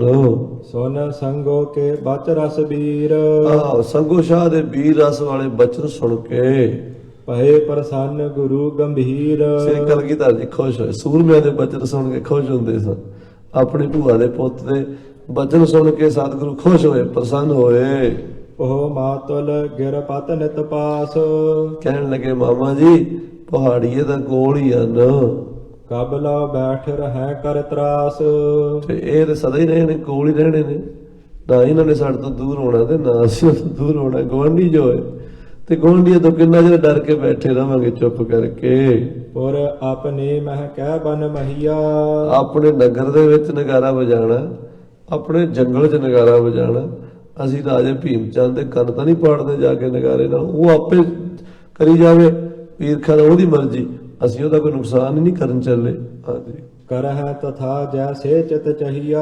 ਹਾਂ, ਜਿਵੇਂ ਅਸੀਂ ਚਾਹਾਂਗੇ ਆਪਣੀ ਮਰਜ਼ੀ ਨਾਲ ਕਰਾਂਗੇ। ਅਸੀਂ ਭੀਮ ਚੰਦ ਦੇ ਬੱਧੇ ਹੋਏ ਨਹੀਂ, ਉਹਦੇ ਗੁਲਾਮ ਨਹੀਂ ਅਸੀਂ ਵੀ ਉਹ ਕਹੇਗਾ ਤੇ ਵਜਾਵਾਂਗੇ, ਨਹੀਂ ਕਹੇਗਾ ਤਾਂ ਨਹੀਂ ਵਜਾਵਾਂਗੇ। ਉਹ ਆਪਣੇ ਘਰ ਰਾਜਾ ਹੋਵੇਗਾ। ਸਾਨੂੰ ਇੱਕੋ ਹੀ ਰਾਜੇ ਦੀ ਪ੍ਰਵਾਹ ਹੈ, ਕੋ ਹਰ ਸਮਾਨ ਨਹੀਂ ਰਾਜਾ। ਇਹ ਭੂਪਤ ਸਭ ਦਿਵਸ ਚਾਰ ਕੇ ਝੂਠੇ ਕਰਤ ਦਿਵਾਜਾ। ਹਾਂਜੀ ਬਿਨ ਕਾਰਨ ਤੇ ਹਿਰਦਾ ਰਸੇ ਹੈ। ਜੇ ਬਿਨਾਂ ਕਾਰਨ ਦੇ ਈਰਖਾ ਕਰੇਗਾ, ਦੁਆਸ਼ ਕਰੇਗਾ, ਆਪਨੋ ਬਲ ਹਮ ਪਰ ਕੁਛ ਕਹਿ ਹੈ। ਸਾਡੇ ਉੱਤੇ ਆਪਣੀ ਜੋਰ ਅਜਮਾਈ ਕਰੇਗਾ। ਤੋ ਇਤ ਕਹਾ ਨਾਰ ਤਨ ਤਹਾਰਾ। ਅਸੀਂ ਕਿਹੜਾ ਬੀਬੀਆਂ, ਅਸੀਂ ਕਿਹੜਾ ਇਸਤਰੀ ਦਾ ਜਾਮਾ ਲੈ ਕੇ ਆਏ ਆ? ਅਸੀਂ ਕਿਹੜੀਆਂ ਚੂੜੀਆਂ ਪਾ ਕੇ ਬੈਠੇ ਆ? ਕਰਹਿ ਦਿਖਾਵਨ ਖੜਗਨ ਤਹਾਰਾ। ਸਾਡੇ ਕੋਲ ਵੀ ਤੇਗਾਂ ਨੇ, ਖੰਡੇ ਨੇ।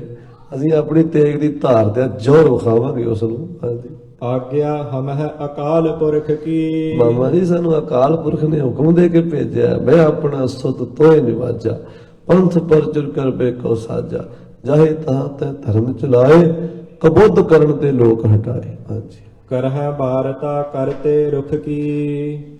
ਅਕਾਲ ਪੁਰਖ ਦੇ ਰੁੱਖ ਨੇ, ਉਹਦੇ ਹੁਕਮ ਦੇ ਅਨੁਸਾਰ ਅਸੀਂ ਕਰਾਂਗੇ। ਬਿਦਤ ਹੋਣ ਕੇ ਹੇਤ ਪਠਾਏ। ਸਾਨੂੰ ਤੇ ਪ੍ਰਗਟ ਹੋਣ ਵਾਸਤੇ ਭੇਜਿਆ, ਲੁਕਣ ਵਾਸਤੇ ਤੇ ਭੇਜਿਆ ਹੀ ਨਹੀਂ। ਲੁਕ ਛੁਪ ਕੇ ਅਸੀਂ ਰਹਿ ਹੀ ਨਹੀਂ ਸਕਦੇ ਦੁਨੀਆ ਤੇ। ਕਹਿਓ ਨਾ ਕਰਹਿ ਹਮ ਪ੍ਰਭੂ ਰਜ਼ਾਏ। ਅਸੀਂ ਆਪਣੇ ਮਾਲਕ ਦਾ ਹੁਕਮ ਕਿਉਂ ਨਹੀਂ ਮੰਨਾਂਗੇ? ਬਿਨ ਧੁੰਦਪ ਤੇ ਚਮੂ ਹਮਾਰੀ। ਬਿਨਾਂ ਨਗਾਰੇ ਤੋਂ ਮਾਮਾ ਜੀ ਸਾਡੀ ਫੌਜ ਅਧੂਰੀ ਹੈ। ਨਗਾਰੇ ਤੋਂ ਬਿਨਾਂ ਸਾਡੀ ਫੌਜ ਦੀ ਸੋਭਾ ਨਹੀਂ ਹੈ। ਕਿਮ ਸ਼ੋਭਾ ਪ੍ਰਾਪਤ ਬਲ ਪਹਾਰੀ। ਬਿਨਾਂ ਨਗਾਰੇ ਦੇ ਗੁਰੂ ਘਰ ਦੇ ਨਗਾਰੇ ਨਹੀਂ ਨਾ ਵੱਜਣਗੇ ਤੇ ਫੌਜ ਦੇ ਹੌਸਲੇ ਬੁਲੰਦ ਨਹੀਂ ਹੋਣਗੇ। ਜੇ ਅਬ ਛਪਾ ਤਰਾਸ ਕੋ ਧਰੈ। ਜੇ ਹੁਣ ਲੁਕ ਜਾਈਏ, ਅਸੀਂ ਛੁਪ ਜਾਈਏ ਡਰਦੇ ਮਾਰੇ ਪਹਾੜੀ ਰਾਜਿਆਂ ਤੋਂ, ਨਗਾਰਾ ਨਾ ਵਜਾਈਏ, ਅਪਰ ਕਾਜ ਕੈਸੇ ਹਮ ਕਰੈ। ਤੇ ਫਿਰ ਅਸੀਂ ਹੋਰ ਕਰ ਕੀ ਲੈਣਾ? ਫਿਰ ਹੋਰ ਕੀ, ਇੰਨੀ ਗੱਲ ਵੀ ਨਹੀਂ ਕਰ ਸਕੇ, ਅਸੀਂ ਨਗਾਰਾ ਹੀ ਨਹੀਂ ਵਜਾ ਸਕੇ, ਤੇ ਜਿਹੜੇ ਹੁਕਮ ਅਕਾਲ ਪੁਰਖ ਨੇ ਦਿੱਤੇ ਨੇ ਉਹ ਕਿਵੇਂ ਪੂਰੇ ਕਰਾਂਗੇ? ਬਿਨਾ ਬਿਲੰਬ ਤਿਆਰ ਕਰਵਾਵੋ। ਇਸ ਕਰਕੇ ਮਾਮਾ ਜੀ ਬਿਨਾਂ ਦੇਰੀ ਦੇ ਨਗਾਰਾ ਤਿਆਰ ਕਰੋ, ਰੁਕਾਵਟ ਨਾ ਪਾਓ ਉਹਦੇ ਵਿੱਚ। ਸਿਮਰ ਗੁਰੂ ਨਾਨਕ ਬਜਵਾਵੋ। ਸ੍ਰੀ ਗੁਰੂ ਨਾਨਕ ਦੇਵ ਜੀ ਮਹਾਰਾਜ ਨੂੰ ਯਾਦ ਕਰਕੇ ਚੋਭਾ ਲਾ ਦਿਓ ਨਗਾਰੇ ਤੇ। ਪਰਲੇ ਅਹ ਦੂਰ ਜੇ ਸੈਲ। ਉਹ ਪਰਲੇ ਪਾਸੇ ਜਿਹੜੇ ਪਹਾੜ ਦੇ ਨਾ 22 ਧਾਰ ਦੀਆਂ ਪਹਾੜੀਆਂ ਨੇ, ਚਲਹਿ ਤਹਾ ਤਿਕ ਕਰਤੇ ਸੈਲ। ਉੱਥੋਂ ਤੱਕ ਆਪਾਂ ਸ਼ਿਕਾਰ ਖੇਡਣ ਵੀ ਚੱਲਾਂਗੇ, ਉੱਥੋਂ ਤੱਕ ਆਪਾਂ ਨਗਾਰੇ ਪਰਲੇ ਪਹਾੜਾਂ ਤੱਕ ਵਜਾ ਕੇ ਆਉਣੇ ਆ, ਤਾਂ ਕਿ ਪਰਲੀਆਂ ਕੰਨਾਂ ਤੱਕ, ਚੀਨ ਦੀਆਂ ਕੰਨਾਂ ਤੱਕ ਸੁਣਾਈ ਦੇ ਦੇਵੇ ਵੀ ਰਣਜੀਤ ਨਗਾਰਾ ਵੱਜ ਗਿਆ। ਖੋ ਸਤਨਾਮ ਸ੍ਰੀ ਵਾਹਿਗੁਰੂ। ਹਾਂਜੀ ਫੇਰ ਹੈ ਵਿਚਰਤ ਕਾਨਨ ਨਾਨਾ। ਅਸੀਂ ਸ਼ਿਕਾਰ ਖੇਡਣ ਜਾਵਾਂਗੇ, ਜੰਗਲਾਂ 'ਚ ਫਿਰਾਂਗੇ, ਖੇਲਤ ਕਰਹਿ ਅਖੇਰ ਮਹਾਨਾ। ਔਰ ਖੁੱਲਾ ਸ਼ਿਕਾਰ ਖੇਡਾਂਗੇ ਜੰਗਲ ਵਿੱਚ ਜਾ ਕੇ। ਭੀਮ ਚੰਦ ਭੂਪਤ ਅਹੰਕਾਰੀ। ਰਾਜਾ ਭੀਮ ਚੰਦ ਹੰਕਾਰੀਆ, ਉਹਨੂੰ ਹੰਕਾਰ ਹੈ। ਹਾਂਜੀ ਸਭ ਪਤ ਜਿਸ ਕੇ ਅਨੁਸਾਰੀ। ਜਿਹੜਾ 22 ਧਾਰ ਦੇ ਰਾਜਿਆਂ ਦਾ ਸ਼੍ਰੋਮਣੀ ਰਾਜਾ, ਉਹਦੇ ਬਾਕੀ ਰਾਜੇ ਉਹਦੀ ਤਾਬੇਦਾਰੀ ਕਰਦੇ ਨੇ। ਉਹਨੂੰ ਇਸ ਗੱਲ ਦਾ ਮਾਣ ਹੈ ਵੀ ਮੈਂ ਵੱਡਾ ਰਾਜਾ ਆ। ਪ੍ਰਥਮ ਦਿਓਸ ਹੀ ਤਾਹੇ ਸੁਣਾਵੈ। ਪਹਿਲੇ ਦਿਨ ਤਾਂ ਜਿਹੜਾ ਚੁੱਭ ਲੱਗੇਗੀ, ਰਣਜੀਤ ਨਗਾਰਾ ਜਿਸ ਪਹਿਲਾਂ ਵੱਜੇਗਾ ਤਾਂ ਉਹਦੀ ਪਹਿਲੀ ਗੂੰਜ ਜਿਹੜੀ ਹੈ ਨਾ, ਉਹ ਭੀਮ ਚੰਦ ਦੇ ਕੰਨਾਂ 'ਚ ਪਾਵਾਂਗੇ। ਆਖੋ ਸਤਨਾਮ ਸ੍ਰੀ। ਇਹ ਨਹੀਂ ਵੀ ਅਸੀਂ ਉਰਲੇ ਪਾਸੇ ਨਹੀਂ ਵਜਾਵਾਂਗੇ, ਪਰਲੇ ਪਹਾੜ ਦੇ ਪਰਲੇ ਪਾਸੇ ਜਾ ਕੇ ਵਜਾਵਾਂਗੇ ਜਿੱਥੇ ਉਹਦੇ ਕੰਨਾਂ 'ਚ ਛੇਤੀ ਆਵਾਜ਼ ਪਹੁੰਚ ਜਾਵੇ। ਅਸੀਂ ਸੁਣਾ ਕੇ ਆਵਾਂਗੇ ਰਣਜੀਤ ਨਗਾਰਾ ਉਹਨੂੰ।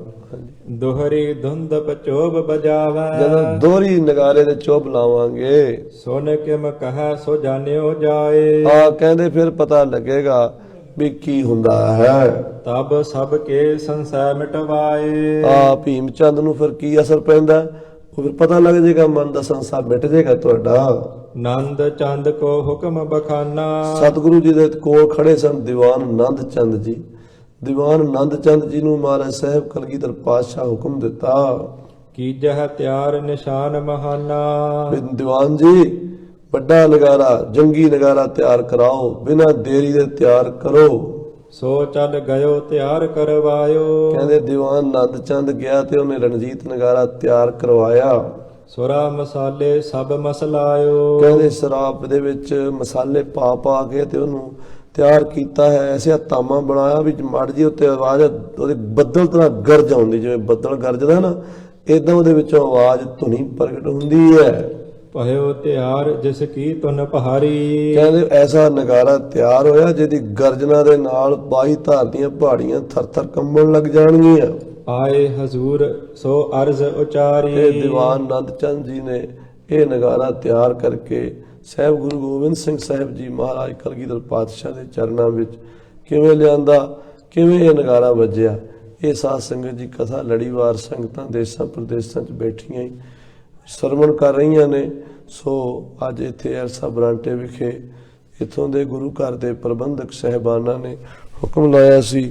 ਸਤਿਕਾਰਯੋਗ ਸਰਦਾਰ ਦਰਸ਼ਨ ਸਿੰਘ ਜੀ ਮਾਨ, ਬਾਬਾ ਗੁਰਦਿੱਤ ਸਿੰਘ ਜੀ, ਸਾਡੇ ਵੀਰ ਪਰਮਜੀਤ ਸਿੰਘ ਜੀ, ਇਸੇ ਤਰ੍ਹਾਂ ਹੋਰ ਬੜੀਆਂ ਮਹਾਨ ਵਿਭੂਤੀਆਂ, ਗੁਰੂ ਘਰ ਦੇ ਹੈਡ ਗ੍ਰੰਥੀ ਸਾਹਿਬ ਗਿਆਨੀ ਜੀ। ਸੋ ਸਾਰਿਆਂ ਦੇ ਹੁਕਮ ਮੁਤਾਬਕ ਅੱਜ ਵੀ ਇਹ ਹਾਜ਼ਰੀ ਭਰੀ ਹੈ। ਗੁਰੂ ਸਾਹਿਬ ਸੱਚੇ ਪਾਤਸ਼ਾਹ ਮਹਾਰਾਜ ਸ੍ਰੀ ਗੁਰੂ ਨਾਨਕ ਦੇਵ ਗੁਰੂ ਗੋਬਿੰਦ ਸਿੰਘ ਜੀ ਕਿਰਪਾ ਕਰਨ। ਸੰਗਤਾਂ ਗੁਰੂ ਦੀ ਬਾਣੀ ਨਾਲ ਇਸੇ ਤਰ੍ਹਾਂ ਕਥਾ ਕੀਰਤਨ ਨਾਲ ਜੁੜਿਆ ਕਰੋ, ਕਿਉਂਕਿ ਜਿੰਨਾ ਚਿਰ ਅਸੀਂ ਆਪਣੇ ਸਤਿਗੁਰਾਂ ਦੀ ਕਥਾ ਨਹੀਂ ਸੁਣਦੇ ਨਾ, ਉਹਨਾਂ ਚਿਰ ਸਾਨੂੰ ਸਤਿਗੁਰਾਂ ਪ੍ਰਤੀ ਭਾਵਨਾ ਭਗਤੀ ਪੈਦਾ ਨਹੀਂ ਹੁੰਦੀ। ਜਿੰਨਾ ਚਿਰ ਭਗਤੀ ਪੈਦਾ ਨਹੀਂ ਹੁੰਦੀ, ਉਹਨਾਂ ਚਿਰ ਅਸੀਂ ਗੁਰੂ ਸਾਹਿਬ ਦੀ ਬਾਣੀ ਦਾ ਵੀ ਆਨੰਦ ਨਹੀਂ ਲੈ ਸਕਦੇ। ਇਤਿਹਾਸ ਦੀ ਕਥਾ ਸੁਣਨ ਦਾ ਇਹ ਫਾਇਦਾ ਹੈ ਕਿ ਇਤਿਹਾਸ ਦੀ ਕਥਾ ਸਾਡੇ ਅੰਦਰ ਭਾਵਨਾ ਭਗਤੀ ਪੈਦਾ ਕਰ ਦਿੰਦੀ ਹੈ। ਸੋ ਗੁਰੂ ਸਾਹਿਬ ਸੱਚੇ ਪਾਤਸ਼ਾਹ ਜੀ ਦੀ ਇਹ ਕਥਾ ਜੋ ਮਹਾਂਕਵੀ ਭਾਈ ਸੰਤੋਖ ਸਿੰਘ ਸਾਹਿਬ ਜੀ ਨੇ ਲਿਖੀ ਹੈ, ਸ੍ਰੀ ਗੁਰ ਪ੍ਰਤਾਪ ਸੂਰਜ ਗ੍ਰੰਥ, ਇਹ 1-2 ਦਿਨ 'ਚ ਨਹੀਂ ਲਿਖਿਆ ਗਿਆ। ਲਗਭਗ 20 ਸਾਲ ਲਗਾਤਾਰ ਇਸ ਗ੍ਰੰਥ ਨੂੰ ਲਿਖਣ ਤੇ ਲੱਗੇ ਹੈ। 14 ਜਿਲਦਾਂ ਵਿੱਚ ਇਹ ਗ੍ਰੰਥ ਤਿਆਰ ਹੋਇਆ ਹੈ ਔਰ ਇਹਦੇ ਵਿੱਚ ਸਤਿਗੁਰੂ ਨਾਨਕ ਦੇਵ ਜੀ ਤੋਂ ਲੈ ਕੇ ਗੁਰੂ ਕਲਗੀਧਰ ਪਾਤਸ਼ਾਹ ਤੱਕ ਕਿਹੜੇ ਕਿਹੜੇ ਪਿੰਡ, ਕਿਹੜੇ ਕਿਹੜੇ ਸ਼ਹਿਰ, ਕਿਹੜੇ ਕਿਹੜੇ ਨਗਰ, ਕਿਹੜੇ ਕਿਹੜੇ ਸਮੇਂ ਗੁਰੂ ਸਾਹਿਬ ਗਏ ਹੈ, ਲਗਭਗ ਸਾਰਾ ਇਤਿਹਾਸ ਭਾਈ ਸਾਹਿਬ ਨੇ ਅੰਕਿਤ ਕੀਤਾ। ਗੁਰੂ ਇਤਿਹਾਸ ਦੀ ਸੰਪੂਰਨ ਕਥਾ ਲਿਖੀ ਤੇ ਜਿੱਥੇ ਲਿਖੀ ਸੀ ਸਾਧ ਸੰਗਤ ਜੀ, ਉਹ ਕੈਥਲ ਸ਼ਹਿਰ ਹੈ। ਉੱਥੇ ਮਹਾਰਾਜਾ ਉਦੇ ਸਿੰਘ ਜੀ, ਤੁਸੀਂ ਸੁਣਿਆ ਹੋਣਾ, ਗੁਰੂ ਰਾਮਦਾਸ ਜੀ ਕੋਲੋਂ ਇੱਕ ਮਾਈ ਨੇ ਵਰ ਮੰਗਿਆ ਸੀ, ਸੋਨੇ ਦੀ ਮਧਾਣੀ ਹੋਵੇ ਤੇ ਪੋਤਰੇ ਨੂੰ ਦੁੱਧ ਰਿੜਕਦੀ ਵੇਖਾਂ। ਤੇ ਸਤਿਗੁਰੂ ਕਹਿਣ ਲੱਗੇ, ਮਾਈ ਤੈਨੂੰ ਆਖਿਆ ਸੀ ਇੱਕ ਵਾਰ ਮੰਗ ਤੂੰ ਤੇ 3 ਮੰਗ ਲੈ। ਕਹਿੰਦੀ ਜੀ ਇੱਕੋ ਹੀ ਤੇ ਮੰਗਿਆ। ਮਹਾਰਾਜ ਕਹਿੰਦੇ ਨਹੀਂ, ਤੂੰ ਸੋਨੇ ਦੀ ਮਧਾਣੀ ਮੰਗੀ। ਸੋਨੇ ਦੀ ਮਧਾਣੀ ਰਾਜਾ ਮਹਾਰਾਜਾ ਦੇ ਘਰ ਹੁੰਦੀ, ਗਰੀਬਾਂ ਦੇ ਘਰ ਨਹੀਂ ਹੁੰਦੀ। ਤੇ ਪੋਤਰੇ ਨੂੰ ਹੁਣ ਤਾਂ ਹੁੰਦੀ ਪੁੱਤਰ ਹੋਵੇ, ਤੇ ਤੂੰ ਪੁੱਤਰ ਮੰਗਿਆ, ਤੂੰ ਰਾਜ ਮੰਗਿਆ, ਤੂੰ ਵੇਖਾਂ ਅੱਖਾਂ ਤੋਂ ਅੰਨੀ ਹੋ ਗਈ ਸੀ ਰੋ ਰੋ ਕੇ, ਤੂੰ ਅੱਖਾਂ ਵੀ ਮੰਗ ਲਈਆਂ, ਜਾਂ ਤੇਰੇ ਘਰ ਬ੍ਰਹਮ ਗਿਆਨੀ ਪੁੱਤਰ ਪੈਦਾ ਹੋਵੇ। ਭਾਈ ਭਗਤੂ ਨਾਮ ਰੱਖੀ। ਭਾਈ ਭਗਤੂ ਜੀ ਹੋਏ 4ਵੇਂ, 5ਵੇਂ, 6ਵੇਂ, 7ਵੇਂ 4 ਗੁਰੂ ਸਾਹਿਬਾਂ ਦੀ ਸੇਵਾ ਕੀਤੀ। ਉਹਨਾਂ ਦੇ ਪੁੱਤਰ ਗੋਰਾ, ਗੋਰੇ ਦੇ ਪੁੱਤਰ ਦਿਆਲਦਾਸ, ਦਿਆਲਦਾਸ ਦੇ ਪੁੱਤਰ ਭਾਈ ਦੇਸੂ ਸਿੰਘ, ਲਾਲ ਸਿੰਘ, ਅੱਗੇ ਮਹਾਰਾਜਾ ਉਦੇ ਸਿੰਘ ਜੀ ਹੋਏ। ਉਹਨਾਂ ਨੇ ਕੈਥਲ ਰਾਜ ਦੇ ਵਿੱਚ ਬਹੁਤ ਵੱਡਾ ਖਾਲਸੇ ਦੀ ਰਿਆਸਤ ਕਾਇਮ ਕੀਤੀ। ਉੱਥੇ ਰਹਿ ਕੇ ਕਵੀ ਸੰਤੋਖ ਸਿੰਘ ਜੀ ਨੇ ਇੱਕ ਕਥਾ ਲਿਖੀ। ਉਹਨਾਂ ਨੇ ਰਾਜਾ ਜੀ ਨੇ ਉਹਨਾਂ ਨੇ ਘਰ ਦਿੱਤਾ ਸੀ, ਬੜਾ ਸੋਹਣਾ ਹਵੇਲੀ ਦਿੱਤੀ ਸੀ।